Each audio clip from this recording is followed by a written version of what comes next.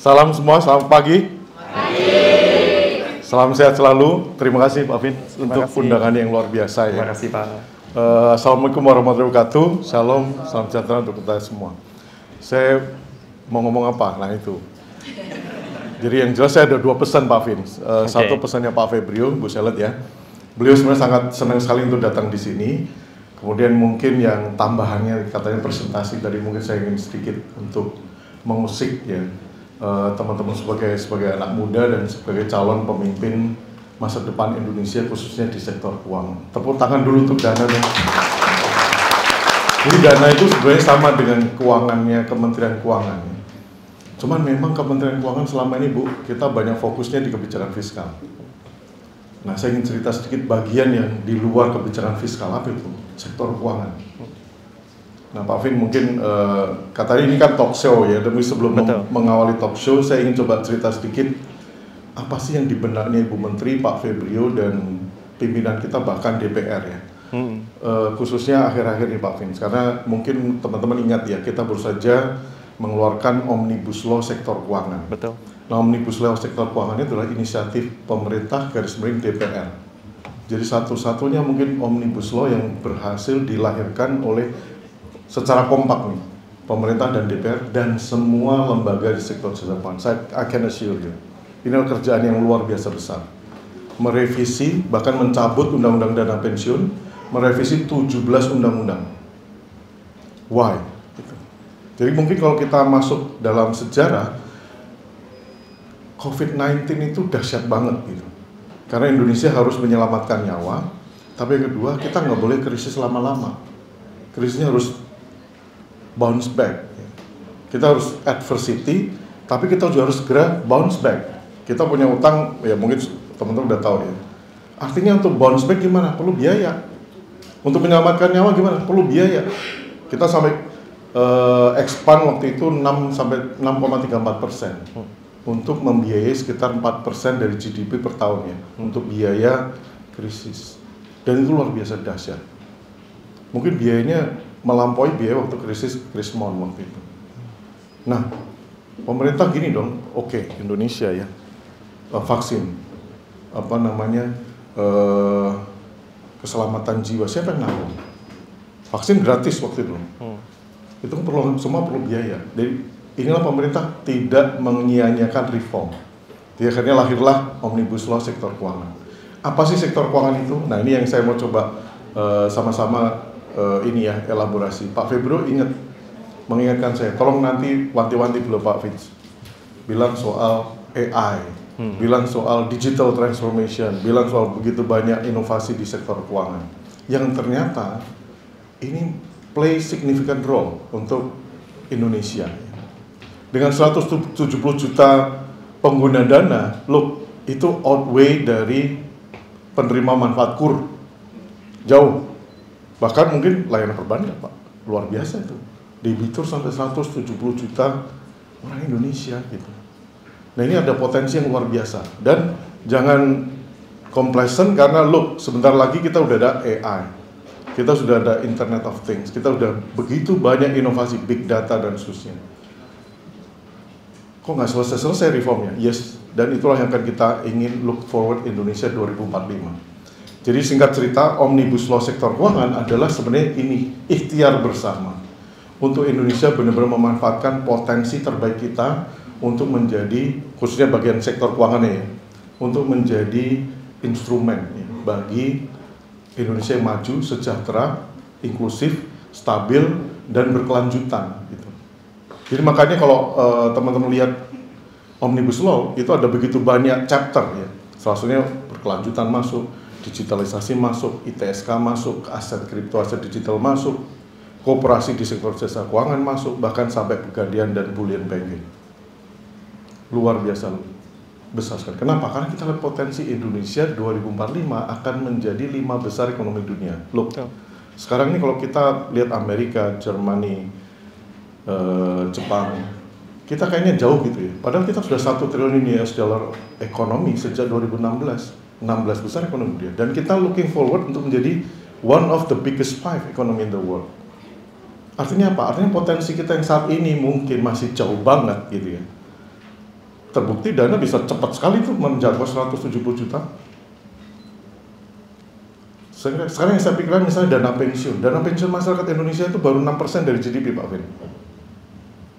Saya tadi berpikir, dana, kenapa cuma dana ya? Boleh nggak saya tambahin dana pensiun di belakangnya? Artinya, look, please help the government, please help the people of Indonesia to boost our deepening in dana pensiun. Karena 70% masyarakat Indonesia yang bekerja, 130 sampai 150 juta, mereka tidak punya tabungan hari tua. Bu Menteri Kemenaker baru saya bilang ke saya tahun lalu, akhir tahun, baru 28% yang punya. Artinya demografi dividen 2037 Indonesia akan berakhir, dividen demografi kita, ada sekitar 100-an juta yang nggak punya tabungan hari tua. Siapa yang nanggung?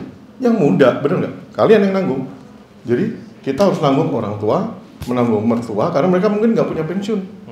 Jadi anak-anak kita belanjanya akan tergerus dari situ, itu namanya sandwich generation. It's real, it's already in front of us gitu.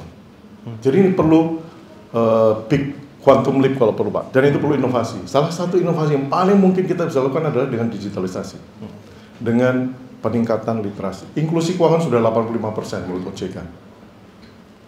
Bu Yani ini salah satu tim kita, dia adalah Madam Inclusion gitu ya. Selama ini kita bikin Yogyakarta Financial Inclusion Framework. Jadi framework kita udah diakui G20 gitu. Tapi yang belum apa? Implementasi. Yang belum apa? Chance itu kan baru akan menjadi chance, belum jadi reality pada saat memang kita belum kerjain, Pak. Tapi itu udah ada di map kita nih. Jadi makanya opportunity Indonesia luar biasa besar. Kalau Ibu Menteri pernah mengingatkan kita, sektor keuangan kita belum bekerja keras untuk kita. Karena apa? Kita dengan pinjaman sekitar 39% dari GDP, ya, kita banyak rely on foreign direct investment. Sebenarnya potensi investasi dan tabungan dalam negeri, it's huge. Ya kita pikirkan misalnya ya, kita setara dengan Malaysia aja sekarang. Malaysia itu sekarang tabungan dana pensiunnya sudah 60% dari GDP. Jadi Indonesia berpeluang minimal 60% dari GDP-nya di dana pensiun. Nah, saya nggak tahu nanti Dana mau mentargetkan berapa itu dari Dana ya, dana pensiun itu. Let's work on it. 2045, 60%. Sekarang Australia sudah 200% dari GDP-nya, 170 sampai 200%. Artinya apa? Shock breaker stability itu dari dana tadi, dana pensiun, superannuation fund kalau di sana. Kalau di Malaysia EPF namanya. Kalau di Singapura bahkan termasuk tabungan perumahannya Pak. Ya, kita baru mencoba nih Tapera, tapi udah diprotes teman-teman. Tapi saya nggak mau ngomong dulu. Tapi artinya itu memang butuh financing gitu, butuh financing. Siapa yang harus financing kita? Rumusnya sederhana ya. Kalau kita rumus pakai ILO, standar ILO, tadi ada Bang Ronald ya. Dia yang mendraft RPP dana pensiun dan Bang Ronald tuh. Angkat tangan Bang. Tolong Bang Ronald tadi diundang di Dana oleh Bang Felix kapan ya kita ngomong soal dana pensiun. Jadi kita lagi ingin berpikir soal pengembangan dana pensiun Indonesia dengan berbagai inisiatif karena kita pengen menjangkau gig ekonomi. Siapa gig ekonomi? Mereka yang kerja dapat uangnya gampang, tapi kadang dapat kadang enggak gitu. Maksudnya kadang dapat kadang enggak itu gini, dapatnya di Januari, habis itu nggak dapat gitu kan, proyeknya kan nggak ada gitu. Nanti mungkin Juli, tapi dapatnya gede-gede gitu. Dan mereka lupa nabung. Nggak ada tabungan sama sekali. Karena kalau dengan 6% dari GDP, rata Indonesia itu baru nabung 3% dari take home pay-nya. Itu jauh banget dari standar ILO. Standar ILO itu 15%, bahkan 20%. Malaysia sudah 20% sekarang nabung. Jadi teman-teman sekarang nabungnya baru 20%, masih baru standar Malaysia gitu. Atau kita masih 3%, berarti Anda masih rata-rata air kan itu. Sekarang kita harusnya 3% sekarang. Kan 3% dari take home pay, Pak. PNS even juga rata-rata 3% dari take home pay. Walaupun kita udah nabung 4, 8, 13%, tapi dari pack gaji yang cuma 7 juta sampai 9 juta. Dan itu yang di BPJS TK. BPJS TK bayangkan itu sudah diwajibkan, tapi baru 28% aktif pesertanya. Jadi sudah ada undang-undangnya Pak. Nah itu awalnya. Jadi mungkin semoga jadi teaser ya bahwa sektor keuangan ternyata ada loh di Kemenq yang kita selama ini tidak seolah kita berpikirnya makro dan fiskal dan risiko dan stabilitas dan seterusnya. Tapi kita lagi mikirin look forward, Indonesia is sleeping giant. Kita harus wake up ya untuk ekonomi in the world. Wah, tepuk tangan semuanya. Tadi yang disampaikan Pak Adi itu sebenarnya sangat menarik dan terus terang itu juga eye opening ya, gitu, bahwa sebenarnya potensi Indonesia itu tadi seperti besar. Tadi pas benar Pak. Jadi kita juga pas town hall juga membicarakan sama percis, potensi itu masih besar karena jalannya itu masih jauh. Jadi sebenarnya kalau meskipun pencapaian kita udah lakukan berapa tahun terakhir ini sudah lumayan, sudah baik gitu ya. Cuma kalau kita ngelihat potensi untuk masyarakatnya itu jauh lebih besar lagi. Jadi sebenarnya tadi yang Bapak sampaikan itu juga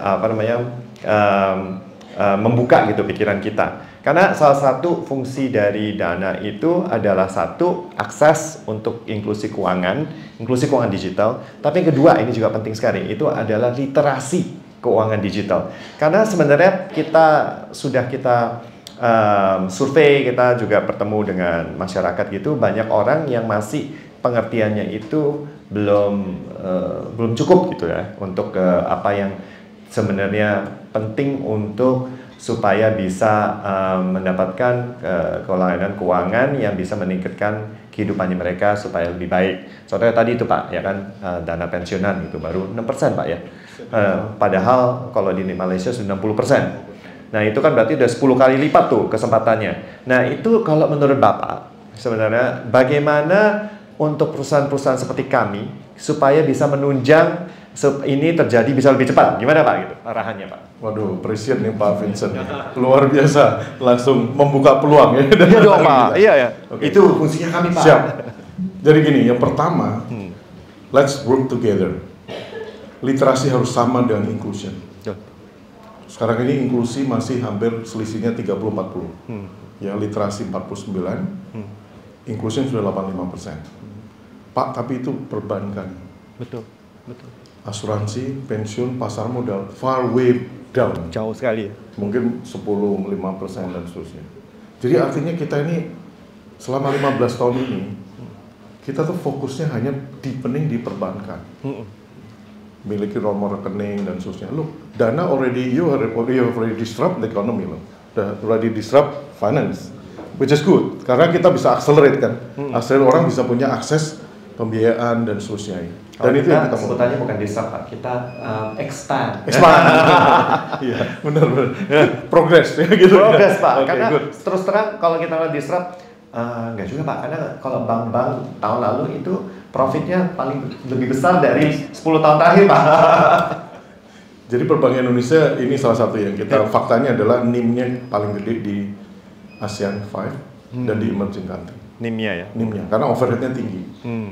Dan ini mungkin salah satu tadi progres yang bisa dipakai oleh digitalisasi untuk come up dengan solusi. Betul. Dan biaya yang lebih murah, dengan lebih aman, ya, dengan lebih cepat. Betul. Gitu.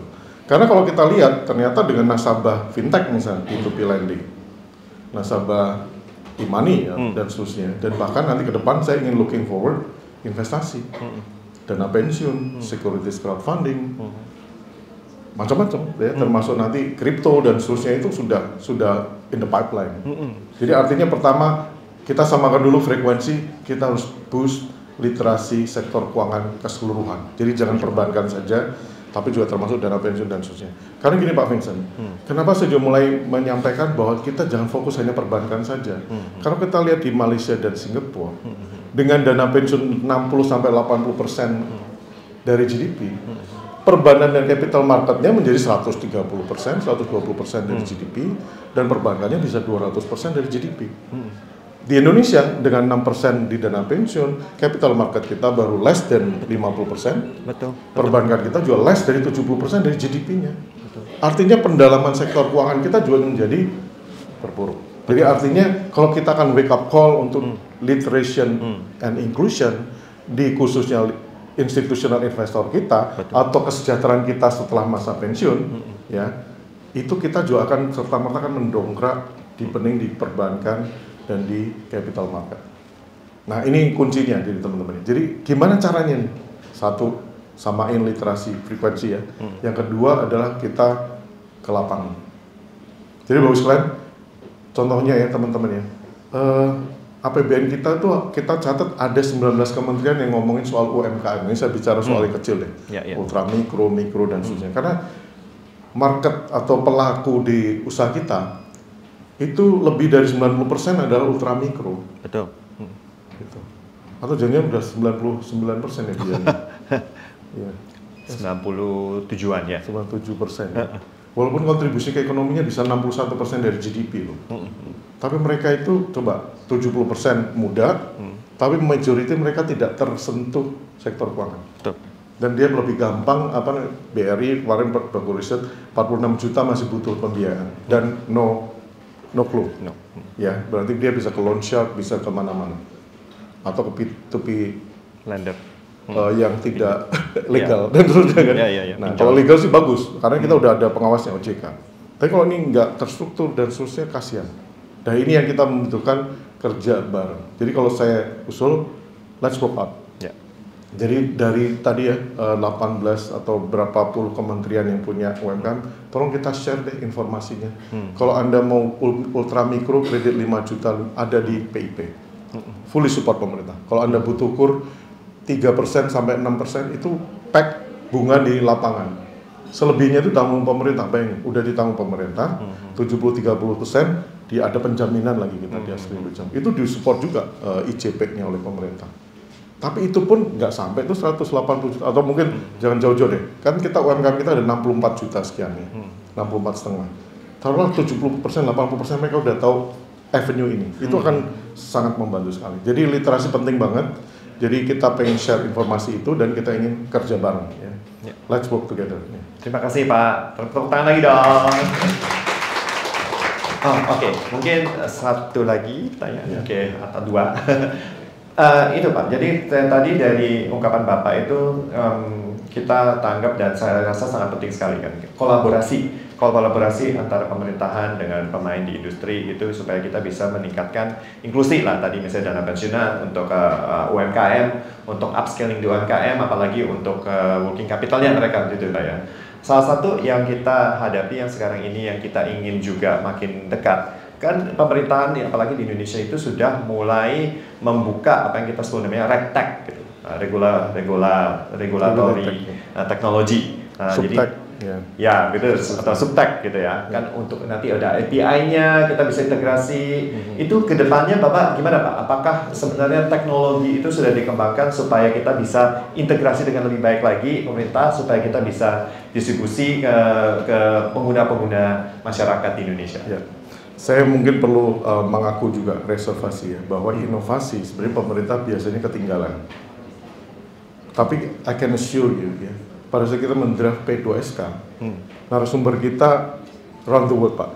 Kita call friends, teman kita di UK, teman kita di IMF, World Bank, di Malaysia, di Singapura, di mana-mana. Sehingga sebenarnya konsep RegTech, subtech sudah kita adopsi di P2SK. Dan otoritas integrated, pengawasnya sudah jelas OJK. Sistem pembayaran dan money market itu ada di BI. Artinya memang regulatory framework kita udah perkuat juga. OJK sudah kita tambah juga 2 KE khusus ya, Commission Eksekutif untuk menangani satu fokus ke asuransi pensiun, satu fokus ke usaha jasa pembiayaan, satu lagi aset digital. Ya ITSK masuk di situ. Dan artinya memang kalau memang hal baru inovasi, pemerintah apakah selalu terdepan? Menurut saya enggak. Pemerintah harus selalu buka telinga, buka mata bahwa perkembangan akan sangat cepat. Tapi kita harus sinergi, kolaborasi lagi dari bahkan untuk regulatory framework. Kita udah mengenal sandbox dan kita ingin dorong OJK BI kalau bikin sandboxing jangan sendiri-sendiri, barengan. Terus Pak ini carbon market gimana? Waktu kita sepakat juga akhirnya carbon market mana cocok nih, Bapepti atau OJK? Kita sepakat OJK. Kripto ini dalam proses transisi juga. Ya dan seterusnya itu udah makin kita sure ya bahwa integrated supervision penting sekali dan itu akan menimbulkan satu confident, trust ya, dan yang kedua adalah keamanan dari investor dan juga pengguna jasa. Dan bahkan di hukumnya, aspek hukumnya Pak, untuk violation the law itu akan ada namanya restorative justice dan ada juga ultimum remedium di semua sektor semua. Dan kita udah mengadop juga FSB standar. FSB standar adalah semua activities di sektor jasa keuangan yang memiliki kesamaan sifat, risiko, dia harus sama regulasinya. Dan sudah ada otoritasnya. dan sudah ada payung hukumnya. Dan ini berarti kita tinggal lakukan dan kerjakan.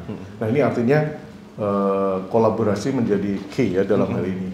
Tapi kemudian looking forward untuk tadi Bapak sampaikan. Terus gimana Pak kalau kita lihat misalnya ya saya akan dengar, oh Pak ini kurang cepat ini dan seterusnya. Nah collaboration itu matters.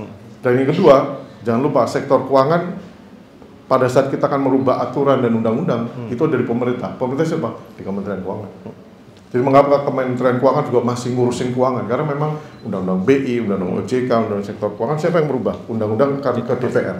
Dan itu akan through government. Betul. CQ, BKF, Kementerian Keuangan atau sektor keuangan di desa. Itu. Wah. Ya, tepuk tangan lagi.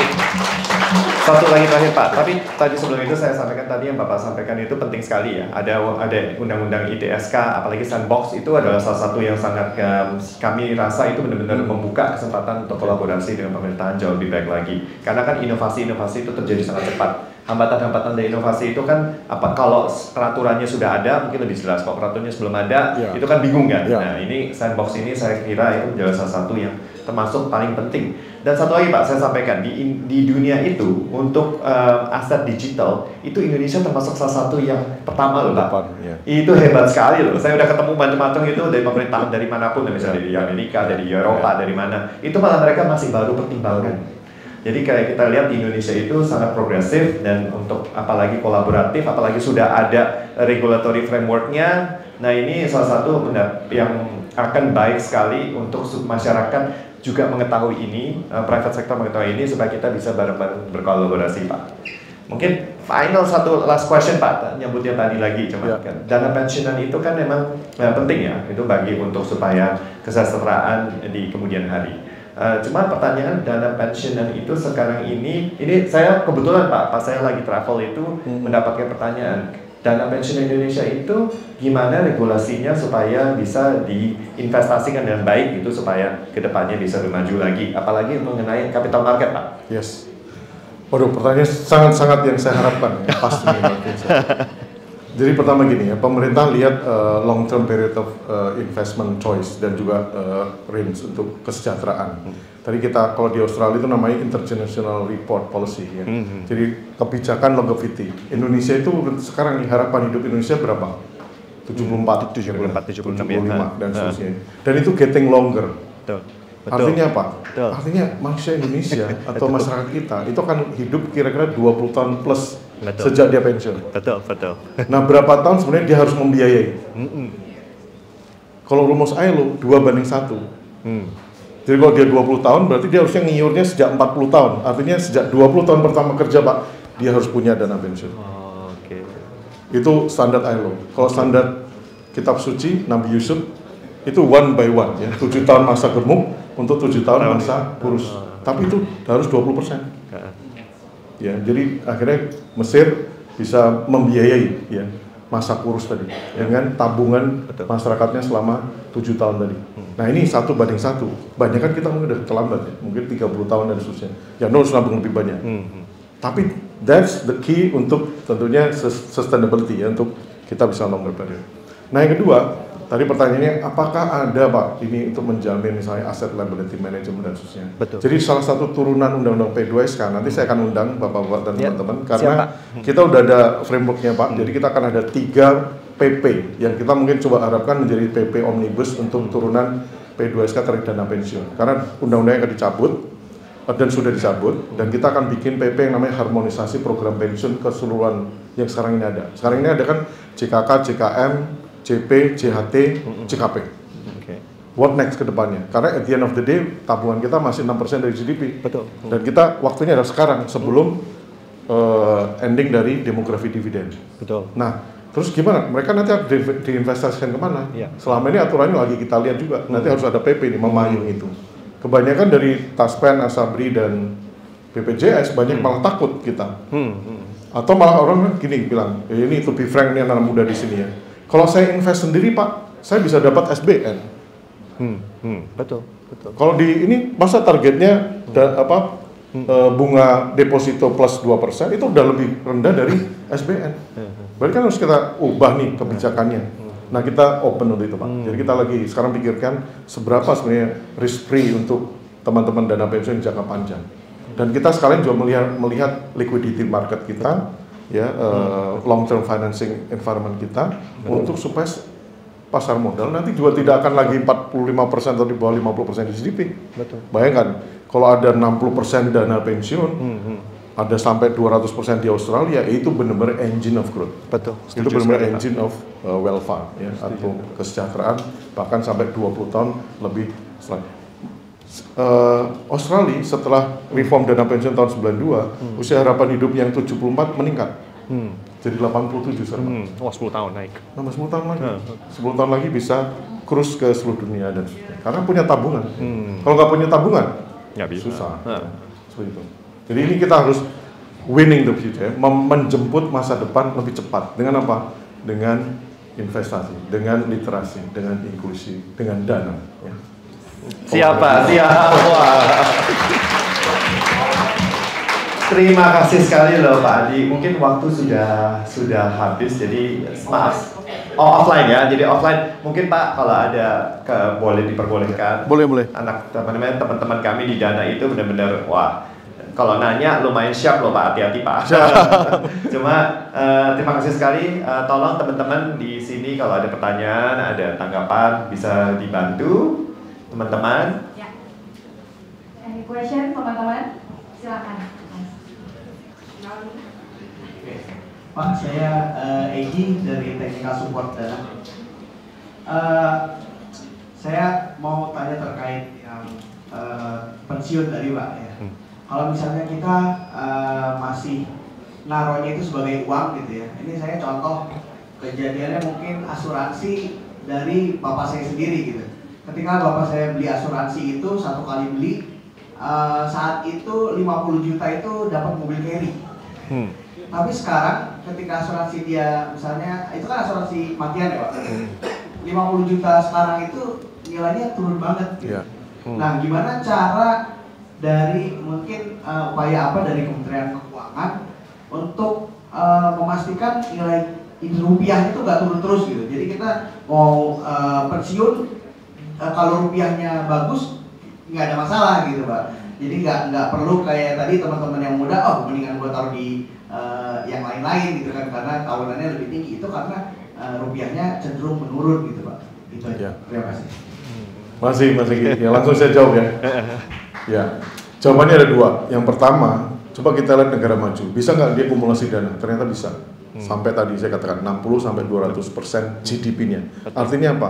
Value-nya apakah turun? Enggak. Maksudnya enggak. Value-nya pasti minimal at par. Tadi saya bilang risk free rate itu belum common di kita diskusinya. Nah ini yang sekarang akan masuk dalam PP kita tadi, PP Asset Liability Management untuk pengelolaan dana pensiun. Nah kita akan coba perbaiki. Yang kedua, kembali literasi inklusi masyarakat dan termasuk pelakunya. Di Pak Vincent, dari salah satu yang amanat dari Undang-Undang P2SK adalah harus ada unit aktuaria di OJK, di Kementerian Keuangan untuk mulai melihat ekosistemnya. Jadi tadi penumpukan dana dalam jangka panjang akan fully high risk high return. Itu kan ilmu ini ya, finance ya. Tapi di lapangan kan itu kan butuh pengawasan. Betul. Dan pengawasan itu OJK dan BI sama LPSK itu sudah diperkuat. Betul. Tinggal nanti adalah aplikasinya. Betul, ini harus dikawal. Peningkatan literasi masyarakat juga mulai harus sadar. Bisa dapat berapa saya di sana? Kalau dalam jangka panjang minimal saya harus dapat SPN plus, benar nggak? Minimal. Rata-rata sekarang return dari dana pensiun masih 5,5% Pak. Di bawah di PSBN sekarang. Bahkan jauh di bawah SPN. Apakah itu bisa kita naikkan? Salah satunya ada regulatory, ada best practices, dan ada governance. Itu yang kita coba tingkatkan sama-sama. Jadi ada governance itu penting juga tuh. Betul. Karena governance itu adalah tanggung jawab bersama nih dari pelaku usaha. Tadi masyarakat juga literasi ditingkatkan. Yang berikutnya adalah penegakan hukum. Dan itu to be frank, Indonesia itu termasuk dari sisi governance, itu confident kita cukup rendah Pak. Karena apa? Tadi penegakan hukumnya nggak kelihatan dan sudah mungkin belum ya. Tapi setelah undang-undang ini kan 2 tahun fully kita akan impose, harusnya udah mulai kelihatan. Jadi makin lama makin akan terjadi itu, trust itu kan building up. Jadi kalau kita tabungan pensiun rendah, kosok balinya Ya kalau saya pensiun nggak punya tabungan terus ngapain saya? Banyak kan orang akan bias kan gitu. Dia akan ambil keputusan yang sangat-sangat berisiko. Dan bukannya selesai masalah dia masuk penjara, dia masuk kemana dan seterusnya. Dan itu yang terjadi. Itu jadi vicious circle kita. Dan itu harus kita putus. Dan kita harus mulai grand zero lah. Dan itu yang namanya omnibus law. Jadi kita memang merombak regulatory framework dan harapannya kita bisa merombak ekonomi Indonesia jadi sektor keuangannya bisa bekerja untuk kesejahteraan, untuk peningkatan kapasitas, dan ke depan akan meningkatkan pendalaman dan bahkan stabilitas di sektor keuangan kita. Okay. Satu lagi? Ya, boleh, Mbak. Silakan, Mbak. Ini benar-benar random loh, Pak. Luar biasa. Ya. Tengah.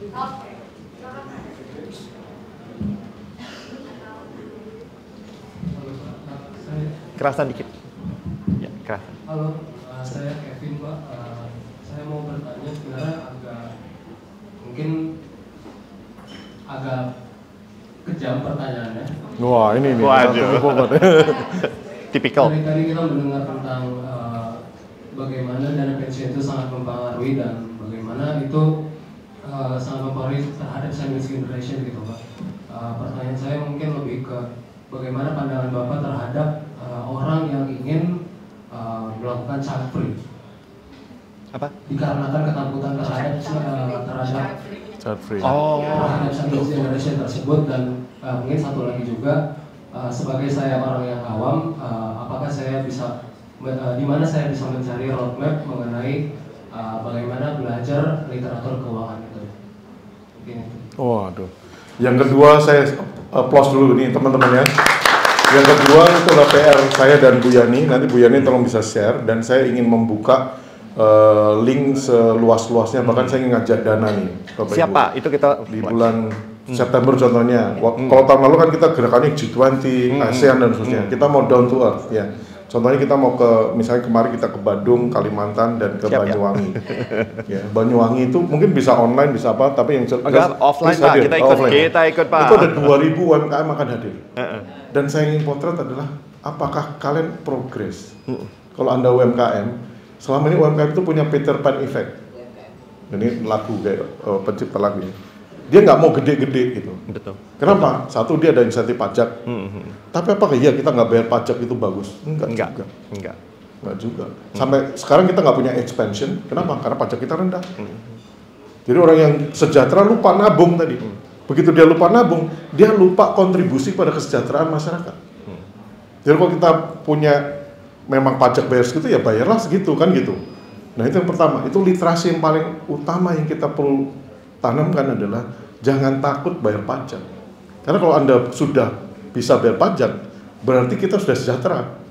Jadi kesejahteraan kita itu juga berkontribusi pada kesejahteraan orang lain. Itu makanya negara besar kan pajaknya bisa 46%, 70%, bahkan 60% dan seterusnya. Gitu. Jadi itu yang pertama. Dan yang kedua, tadi, apakah child free itu menjadi konsekuensi? Saya kok melihat banyak negara maju juga punya yang sama ya. Banyak negara maju mulai takut. Bahkan mereka punya anaknya, tadi pagi saya baru diskusi sama UNFPA, katanya lagi bikin kajian, di banyak negara maju udah mulai menikahnya tuh umur 30, 40. Kira-kira kualitas anak yang lahir 30, 40 sama 20, 30, bagusan mana? Beda, 20, 30. Ya sama sih sebenarnya, karena sama anak juga ya. Sama ya? Sama ya? Kirain jangan nanti kalian nyesel gitu. Enggak. Tapi as early as possible. Kenapa? Karena menikah, memperbanyak anak itu juga amanat dari kitab suci kan gitu. Jadi boleh aja kalian punya anak, dan kalau misalnya yang penting adalah better planning.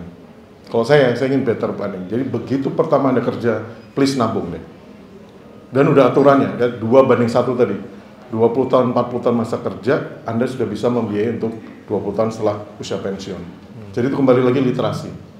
Dan kita bangun trust building. Indonesia punya potensi karena kita masih muda dan kita menjadi engine of growth Indonesia global, ASEAN dan seterusnya.